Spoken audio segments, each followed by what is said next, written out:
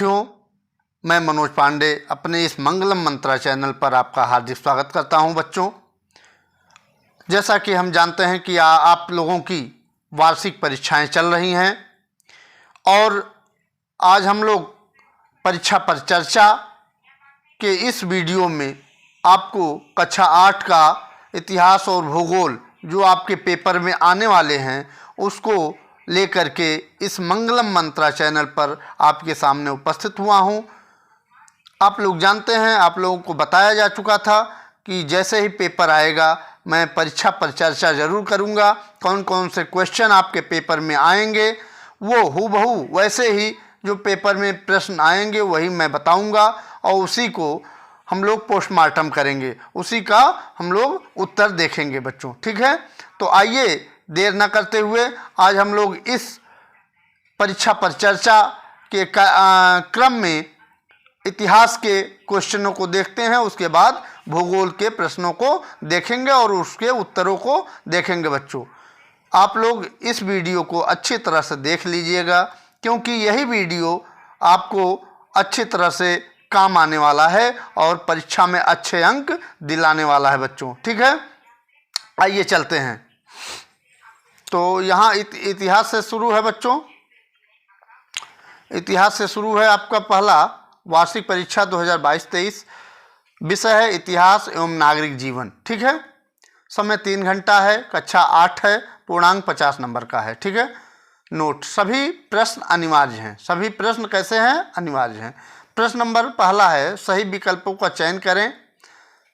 बच्चों, आप लोगों को मालूम है कि जो ऑब्जेक्टिव टाइप के हैं अर्थात बहुविकल्पीय जो प्रश्न हैं वह सब एक एक नंबर के हैं। ठीक है, तो ये ध्यान दीजिएगा। तो पहला है बच्चों, रेगुलेटिंग एक्ट बनाया गया। तो आप जानते हैं रेगुलेटिंग एक्ट कब बनाया गया? 1773 में बनाया गया। पहला सही है, का पहला सही है। ठीक है, 1773 में ये बनाया जाता है।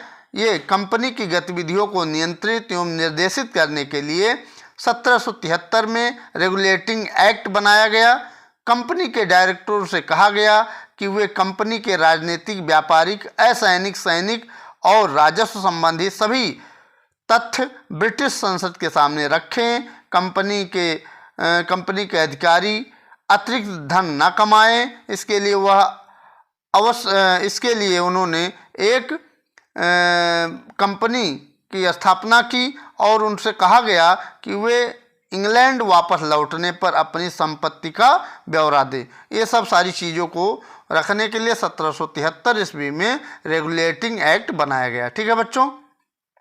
दूसरा है है एशियाटिक सोसाइटी की स्थापना की। तो एशियाटिक सोसाइटी की स्थापना किसने की थी? तो एशियाटिक सोसाइटी की स्थापना विलियम जोन्स ने की थी। ठीक है, तो का दूसरा सही है। का यह दूसरा सही है। एशियाटिक सोसाइटी की स्थापना विलियम जोन्स ने की थी। ठीक है, ये याद रखिएगा। अगर याद नहीं रखेंगे तो क्वेश्चन आपका एकदम गलत होगा। ठीक है, तो इसको याद रखिए। प्रश्नों को मैं उत्तर और प्रश्न दोनों दे रहा हूं ताकि आप अच्छी तरह से इसको कंप्लीट कर लें और यही पेपर में आ जाना है बच्चों। ठीक है, देखिए, पहली रेल बोरीवली से ठाणे के बीच चली। तो कब चली थी पहली रेल? ये महाराष्ट्र में पड़ता है बोरीवली। तो बोरीवली से ठाणे के बीच चली थी 1853 में। ठीक है, का तीसरा सही है। का तीसरा 1853 सही है। ठीक है बच्चों। फिर चलिए देखिए, ब्रह्म समाज की स्थापना की। तो ब्रह्म समाज की स्थापना किसने की थी? तो आप जानते हैं ब्रह्म समाज की स्थापना राजा राम मोहन राय ने किया था। ठीक है, कब किया था बच्चों? 1828 ईस्वी में किया था। ठीक है, 1828 ईस्वी में ब्रह्म समाज की स्थापना राजा राम मोहन राय ने किया था। ठीक है, और आप बताइए स्वामी विवेकानंद ने किसकी स्थापना की थी? तो स्वामी विवेकानंद जी ने 1896 ईस्वी में रामकृष्ण मिशन की स्थापना किया था। ठीक है, दयानंद सरस्वती ने किसकी स्थापना की थी? दयानंद सरस्वती ने आर्य समाज की स्थापना 1875 में की थी। ठीक है, महादेव गोविंद रानाडे ने किसकी स्थापना की थी? ये आप कमेंट बॉक्स में बताएंगे। ठीक है, तो प्रश्न जिस ब्रह्म समाज की स्थापना पूछा था तो राजा राम मोहन राय ने किया था। तो यही आपका घा का दूसरा सही हो जाएगा। ठीक है। अंगा है तुम मुझे खून दो मैं तुम्हें आज़ादी दूंगा, कथन है। तो यह कथन किसका है? तुम मुझे खून दो मैं तुझे आज़ादी दूंगा, मैं तुम्हें आज़ादी दूंगा, ये कथन किसका है? तो आप जानते हैं तुम मुझे खून दो मैं तुम्हें आज़ादी दूंगा, यह कथन सुभाष चंद्र बोस का है। ठीक है। ये कथन किसका है बच्चों? ये सुभाष चंद्र बोस का है। ठीक है। आगे देखिए, ये अंगा तक मतलब 5 क्वेश्चन था, तो 5 नंबर आपके, अगर अच्छी तरह से आप याद कर लेंगे इसको तो 5 नंबर कंप्लीट हो जाएंगे। दूसरा है बच्चों, रिक्त स्थानों की पूर्ति कीजिए। मैं तेज चल रहा हूँ ताकि वीडियो लंबा ना हो। ठीक है बच्चों, तो आप लोग अच्छी तरह से इसको देख लीजिए, 1 बार 2 बार 3 बार देख लीजिए इस वीडियो को। रिक्त स्थानों की पूर्ति कीजिए। रिक्त स्थान वाला जो प्रश्न है वो 2-2 नंबर का होगा। ठीक है। 5 प्रश्न होंगे और 2-2 नंबर का होगा, अर्थात 5 प्रश्न 5 गुणे 2 बराबर 10 नंबर का ये प्रश्न होंगे। ठीक है। आइए देखते हैं, जय हिंद का नारा दिया था। तो जय हिंद का नारा किसने दिया था? जय हिंद का नारा सुभाष चंद्र बोस ने दिया था। ठीक है। जय हिंद का नारा सुभाष चंद्र बोस ने दिया था। खा देखिए, स्वामी विवेकानंद ने डैश डैश की स्थापना की थी। तो अभी मैं आपको ऊपर बता चुका हूँ, स्वामी विवेकानंद जी ने 1896 ईस्वी में रामकृष्ण मिशन की स्थापना की थी। तो आपको सन नहीं देना है, स्वामी विवेकानंद ने रामकृष्ण मिशन की स्थापना की थी, इतने भरना है। रामकृष्ण मिशन ही खाली भरना है डैश के स्थान पर। ठीक है बच्चों। आगे देखते हैं, आर्य समाज की स्थापना डैश डैश डैश ने की थी।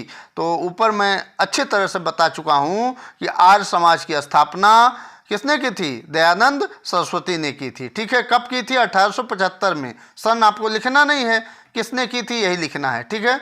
आर्य समाज की स्थापना दयानंद सरस्वती ने की थी। ठीक।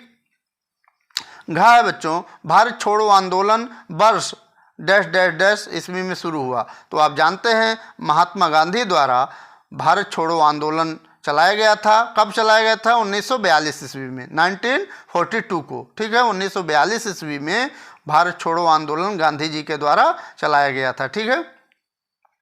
थल अंगा देखिए, थल सेना अध्यक्ष को डैश डैश डैश कहते हैं। तो थल सेना अध्यक्ष को जनरल कहते हैं। क्या कहते हैं?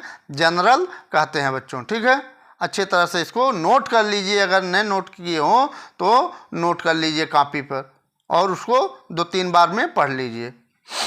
तीसरा प्रश्न देखिए बच्चों, सही तथा गलत कथन पर गलत, सही कथन पर सही तथा गलत कथन पर गलत का चिन्ह लगाएं। ठीक है।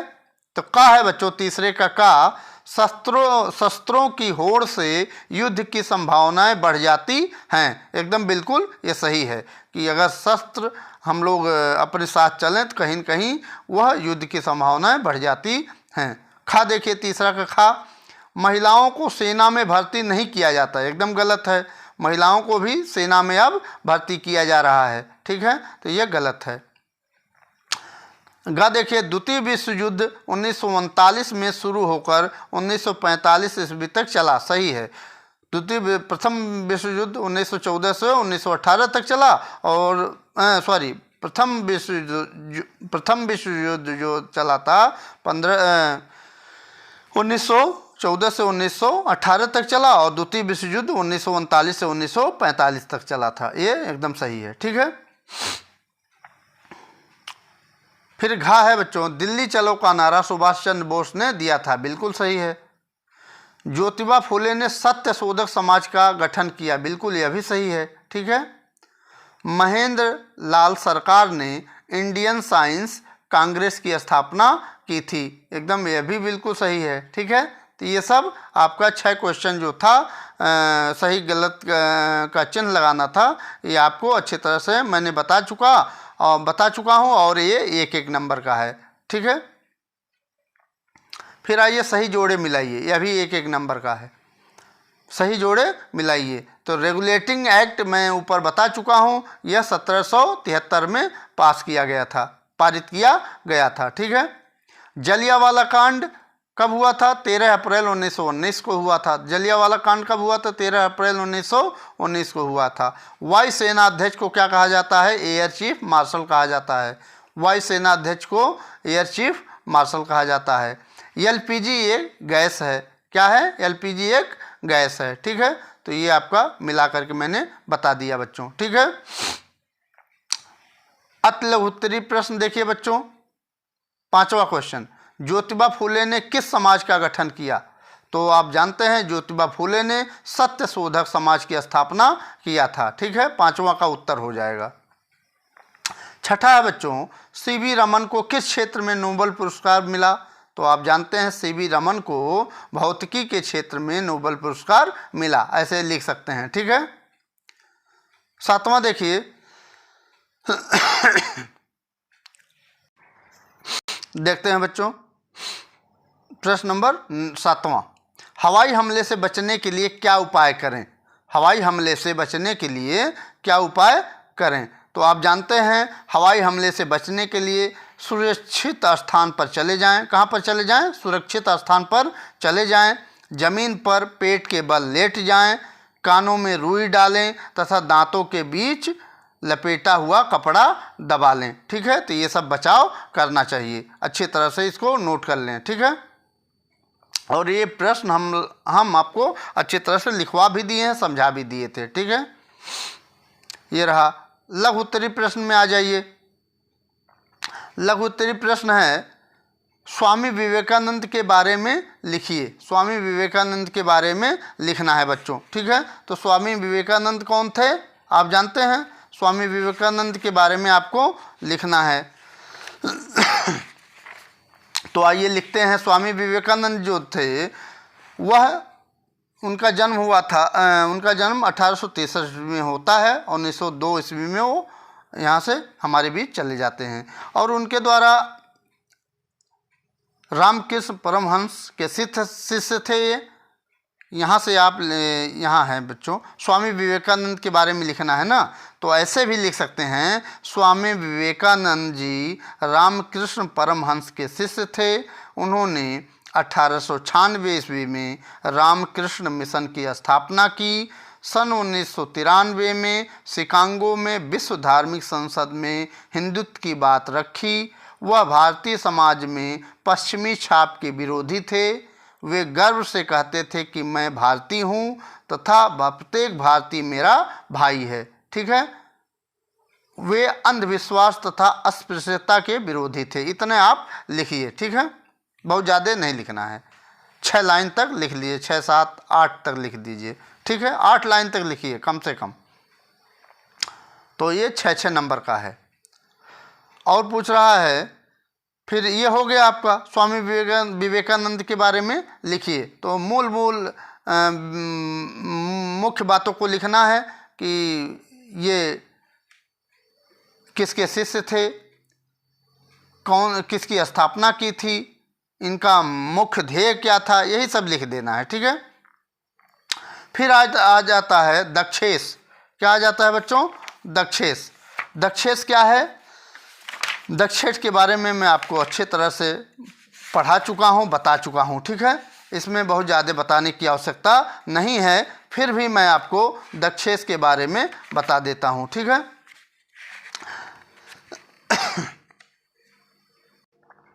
यहाँ देखिए बच्चों, दक्षेश के 6 देशों के नाम लिखना है। ठीक है, दक्षेश के आप जानते हैं दक्षेश में कितने देश हैं? 8 देश हैं वर्तमान में। ठीक है, वर्तमान में दक्षेश की सदस्य संख्या कितनी है? 8 है। ठीक है, तो आप लिखेंगे दक्षेश के 6 सदस्यों के नाम निम्नलिखित है। नंबर 1 आप लिख लीजिए, भारत लिख लीजिए, फिर नेपाल लिख लीजिए, पाकिस्तान लिख लीजिए, 3 हो गया, श्रीलंका लिख लीजिए, 4 हो गया, अफ़गानिस्तान लिख लीजिए, 5 हो गया, बांग्लादेश लिख लीजिए, 6 हो गया। तो यही सब 6 लिख लीजिए। ठीक है, अच्छी तरह से इसको सुन लीजिए, उसके बाद लिख लीजिए रोक करके वीडियो। ये हो गया। फिर आपका विस्तृत उत्तरीय प्रश्न आप देख लीजिए, इसमें 2 क्वेश्चन है 10वें में, अथवा करके है, तो एक ही करना है आपको बच्चों, और एक करना है, उस पर आपको 7 नंबर मिल जाएंगे। ठीक है, कितने नंबर मिल जाएंगे? 7 नंबर मिल जाएंगे। ठीक है, आइए देखते हैं, आग लगने पर किस तरह से बचाव करना चाहिए, अथवा धार्मिक आंदोलन पर संक्षिप्त टिप्पणी लिखिए। ठीक है, धार्मिक आंदोलन पर संक्षिप्त टिप्पणी लिखिए, या ये क्वेश्चन करिए, या फिर ये करिए आग लगने पर किस तरह से बचाव करना चाहिए। हमारे ख्याल से ये आपका अच्छा रहेगा, अच्छी तरह से लिख लेंगे, आग लगने पर किस तरह से बचाव करना चाहिए, सभी बच्चों को याद भी होगा। और मैं आपको बता भी देता हूँ कि आग लगने पर उसे बुझाने का प्रयास करना चाहिए। ठोस पदार्थ में आग लगने पर सीधे पानी डालकर बुझाना चाहिए। ज्वलनशील पदार्थ जैसे कि पेट्रोल, डीजल आदि में आग लगने पर हवा से संपर्क हटा देना चाहिए। गैस से आग लगने पर जूट की बोरी से ढककर आग बुझा देना चाहिए। ठीक है, तो ये सब काम करना चाहिए। ठीक है, बिजली के सभी स्विच व उपकरण बंद कर देना चाहिए। गैस के रेगुलेटर का स्विच होता है वो बंद कर देना चाहिए तथा घर के खिड़की दरवाजे को खोल देना चाहिए। ठीक है बच्चों, बिजली से लगी आग पर पानी नहीं डालना चाहिए, बल्कि बुझाने से पहले मेन स्विच से बिजली काट देनी चाहिए। शरीर में आग लगने पर कंबल से शरीर को ढक देना चाहिए। तो ये सब आग लगने से हमको बचाव करना चाहिए। ठीक है, तो ये रहा आपका इतिहास। आइए देखते हैं भूगोल के प्रश्न पर। भूगोल के प्रश्नों को आइए देखते हैं। ठीक है, ये आपका इतिहास समाप्त हुआ। ठीक, भूगोल है बच्चों, यहाँ से भूगोल देख सकते हैं। सभी प्रश्न अनिवार्य हैं। फिर आइए बहुविकल्पी प्रश्न भूगोल में। सही विकल्प का चयन करें। यह भी बहुविकल्पी प्रश्न एक एक नंबर का आपको है। ठीक है, पहला है टाटा आयरन एवं स्टील कंपनी स्थित है। तो टाटा आयरन एवं स्टील कंपनी कहाँ है? जमशेदपुर में है। ठीक है, ये टाटा आयरन एवं स्टील कंपनी जमशेदपुर में है। ठीक है, पहला सही है। का पहला। खा देखिए बच्चों, भारत का मैनचेस्टर कहलाता है। तो भारत का मैनचेस्टर अहमदाबाद कहलाता है। ठीक है, भारत का मैनचेस्टर किसको कहते हैं? अहमदाबाद को। ठीक है, गा देखिए, हीराकुंड बांध स्थित है। तो हीराकुंड बांध उड़ीसा में स्थित है। कहाँ पर? उड़ीसा में स्थित है। ठीक है, तो गा का तीसरा सही है। घा देखिए, वस्तुओं और सेवाओं को खरीदने व बेचने की प्रक्रिया है। तो वस्तुओं और सेवाओं को खरीदने व बेचने की प्रक्रिया क्या कहलाती है? व्यापार कहलाता है। ठीक है, तो घा का पहला सही है। ठीक है, अंगा देखिए, दो या दो से अधिक देशों के बीच के व्यापार को कहते हैं। जब एक देश दूसरे देश के साथ व्यापार करता है तो उसे अंतर्राष्ट्रीय व्यापार कहते हैं। ठीक है, तो अंगा का दूसरा सही हो गया, अंतर्राष्ट्रीय व्यापार। ठीक है, जब एक देश दूसरे देश के साथ व्यापार करता है उसे अंतर्राष्ट्रीय व्यापार कहते हैं। ठीक, दूसरा प्रश्न है बच्चों, प्रश्न नंबर दूसरा आ गया। रिक्त स्थानों की पूर्ति कीजिए। रिक्त स्थान वाला जितने भी क्वेश्चन हैं सब 2 नंबर के हैं। ठीक है, 2 नंबर, एक प्रश्न पर आपको 2 नंबर मिलेंगे। ठीक है, 5 क्वेश्चन होंगे तो 10 नंबर आपको मिल जाएंगे। तो पहला है बच्चों, दूसरे का है, रेल के डिब्बे डैश डैश डैश में बनाए जाते हैं। तो आप जानते हैं कि रेल के डिब्बे जो हैं कहाँ बनाए जाते हैं? चित्तरंजन में बनाए जाते हैं। ठीक है, खा देखिए, कहवा डैश डैश डैश से प्राप्त किया जाता है। तो कहवा किससे प्राप्त किया जाता है? फल से या तना से? तो आप जानते हैं कहवा फल से प्राप्त किया जाता है। कहवा बनाने की प्रक्रिया बच्चों मैं आपको बता देता हूँ। कहवा को पेड़ से पहले फल तोड़ा जाता है, उसके बाद फलों को काटकर बीज निकाला जाता है। बीजों को धूप में सुखाया जाता है, फिर सूखे बीज को बोरे में भरकर उसे निर्यात किया जाता है, भेजा जाता है। ठीक है, और बीजों पर पॉलिश करके आवश्यकता अनुसार प्रयोग में लाया जाता है। ठीक है, इस तरह से कहवा बनाया जाता है। ठीक है, तो कहवा फल से प्राप्त किया जाता है। कहवा फल से प्राप्त किया जाता है। ठीक है, दूसरा का गा देखिए बच्चों, विश्व में चीन के बाद सबसे अधिक जनसंख्या डैश डैश डैश की है। तो विश्व में चीन के बाद सबसे अधिक जनसंख्या अपनी है ना, भारत की है ना, तो विश्व में चीन के बाद सबसे अधिक जनसंख्या भारत की है। ठीक है, यहाँ भारत और अमेरिका में एक चुनना था, तो भारत की है। ठीक है। घा देखिए, नरौरा परमाणु ऊर्जा केंद्र डैश डैश डैश में स्थित है।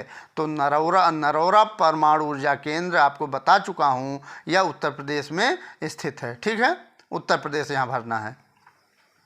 अंगा है, गन्ना भारत की डैश डैश डैश फसल है।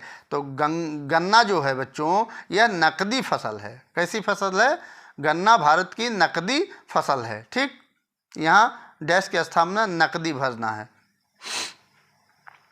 यह हो गया आपका, दूसरा हो गया। प्रश्न नंबर तीसरा देखिए, सही जोड़े मिलाइए, सही जोड़े बनाइए। ठीक है, तो एक एक नंबर का है ये तीसरा।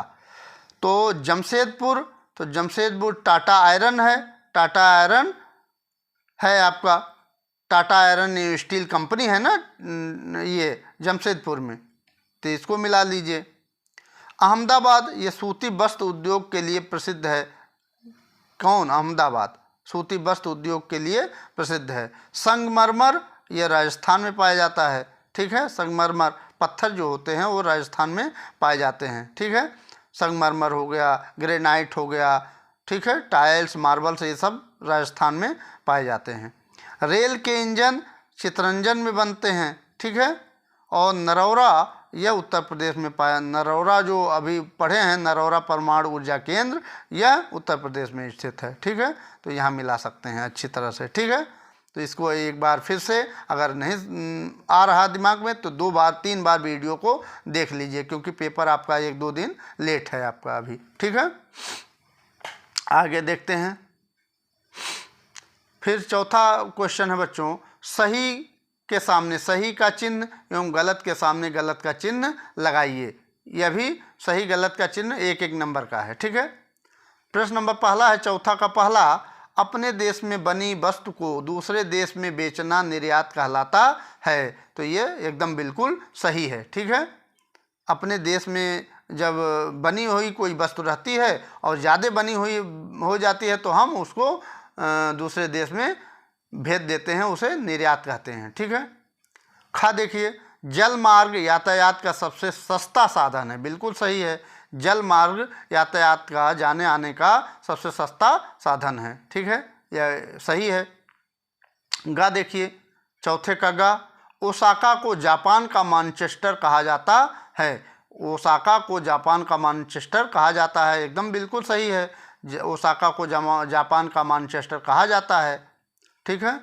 घा देखिए, बंगलुरु को भारत की सिलिकॉन घाटी कहा जाता है। बिल्कुल सही है, बंगलुरु को भारत की सिलिकॉन घाटी कहा जाता है। ठीक है। अंगा देखिए, पश्चिम बंगाल राज्य का चावल उत्पादन में प्रथम स्थान है।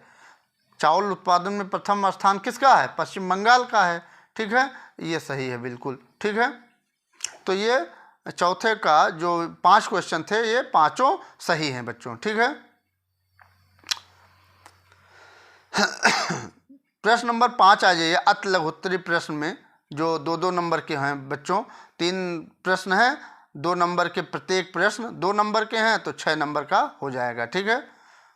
तो प्रश्न है बच्चों 5वां, भारत में डाक प्रणाली की शुरुआत किस वर्ष शुरू हुई? तो भारत में डाक प्रणाली ऐसे लिखेंगे, भारत में डाक प्रणाली की शुरुआत 1766 ईस्वी में शुरू हुई थी। ठीक है, 1766 ईस्वी में शुरू हुई थी। ठीक है, भारत में। फिर आ जाइए, छठा क्वेश्चन, भारत के 3 सीमेंट उत्पादक राज्यों के नाम लिखिए। तो लिखेंगे आप उत्तर में, भारत के 3 सीमेंट उत्पादक राज्य निम्नलिखित हैं। Number 1 Uttar Pradesh, number 2 Madhya Pradesh, number 3 Gujarat. ठीक है, तो ये 3 पूछा है, 3 आप लिख लीजिए। ठीक है। आइए देखते हैं आगे। फिर है बच्चों, विकसित देश किसे कहते हैं?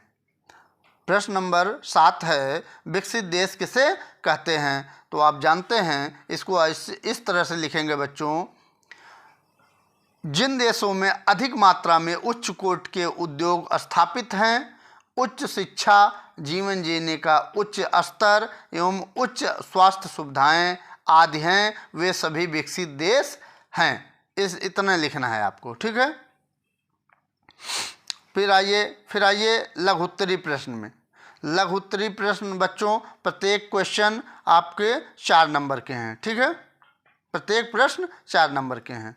3 क्वेश्चन करना है तो 12 नंबर, ये भी फिक्स है। तो 8वां देखिए बच्चों,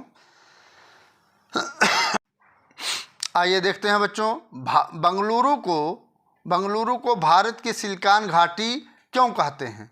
बंगलुरु को भारत की सिलिकॉन घाटी क्यों कहते हैं? तो उसके उत्तर को देख लेते हैं बच्चों। इस तरह से लिखेंगे उत्तर में कि कर्नाटक की राजधानी बंगलुरु को भारत की सिलिकॉन घाटी कहा जाता है।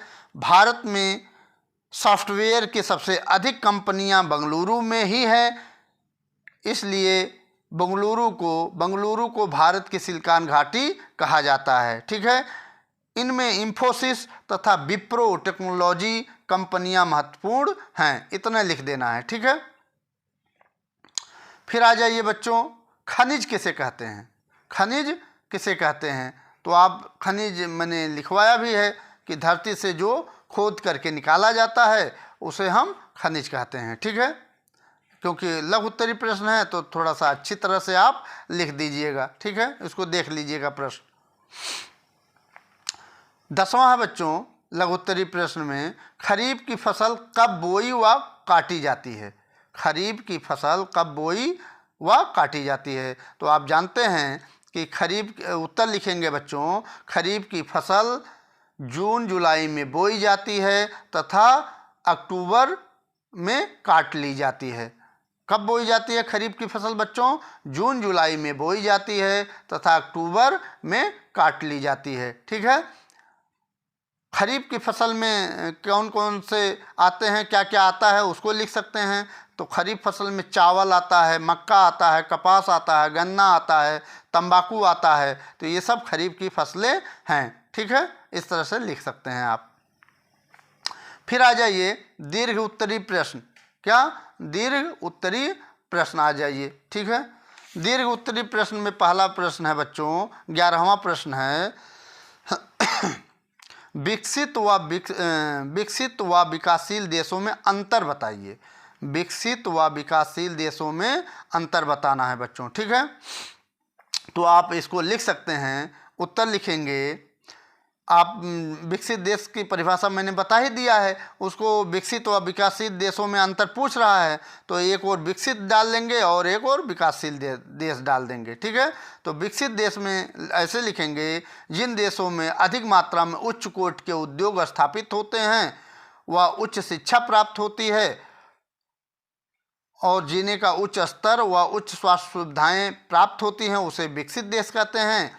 और जबकि विकासशील देश में लिखेंगे आप, जिन देशों में उद्योग धंधों, बेहतर स्वास्थ्य व शिक्षा का पर्याप्त विकास नहीं हो सका है और वे देश इसके लिए प्रयासरत हैं, उन्हें विकासशील देश कहते हैं, ठीक है। भारत एक विकासशील देश है, ठीक है। इतना लिख सकते हैं, ठीक है। फिर 8वां, अगर ये न लिख पाइए तो ये लिख लीजिए, सीमेंट बनाने की प्रक्रिया का वर्णन कीजिए। तो सीमेंट बनाने की प्रक्रिया का वर्णन करना है तो सीमेंट निर्माण का मुख्य कच्चा माल चूना पत्थर है। सीमेंट निर्माण का मुख्य कच्चा माल चूना पत्थर है। चूना पत्थर परतदार वर्ग की चट्टान है। चूना पत्थर के अलावा सिलिका तथा बॉक्साइट आदि की आवश्यकता सीमेंट बनाने में होती है। इन पदार्थों को उच्च ताप की भट्ठी में जलाकर सीमेंट प्राप्त किया जाता है। जलाने पर चूने से मैग्नीशियम कार्बोनेट, लौह अयस्क, गंधक जैसे अनेक पदार्थ या तो नष्ट हो जाते हैं या सिर्फ आवश्यक मात्रा में रह जाते हैं, ठीक है। इतना लिख सकते हैं, ठीक है। और आप जानते हैं सीमेंट उद्योग, सीमेंट के जो राज्य हैं, सीमेंट जहाँ अधिक मात्रा में पाया जाता है, उत्तर प्रदेश, मध्य प्रदेश, झारखंड, छत्तीसगढ़, तमिलनाडु, ये सब राज्य सीमेंट उद्योग के लिए प्रसिद्ध हैं, ठीक है। ये आपका रहा, आपका ये भूगोल हो गया, ठीक है, कंप्लीट हुआ। तो ये रहा आपका इतिहास और भूगोल बच्चों। परीक्षा की दृष्टि से बहुत ही महत्वपूर्ण है ये सब क्वेश्चन, और यही क्वेश्चन आपको परीक्षा में देखने को मिलेंगे। ठीक है, वार्षिक परीक्षा में जो आप देने जा रहे हैं कुछ दिन बाद। तो अच्छी तरह से इसको कंप्लीट कर लीजिए। जो बच्चा नहीं कंप्लीट किया है वह अभी भी समय है, वीडियो को पॉज करके रोक करके लिख ले अच्छी तरह से, उसको तैयार करके परीक्षा में अच्छे नंबर प्राप्त कर सका है। उन बच्चों के लिए अच्छी खबर है जिनका हाफ ईयरली में अर्थात अर्धवार्षिक परीक्षा में अच्छे अंक नहीं आए हैं, तो वो इस प्रश्नों को देख करके अच्छी तरह से आप पढ़ सकते हैं और अच्छे अंक ला सकते हैं।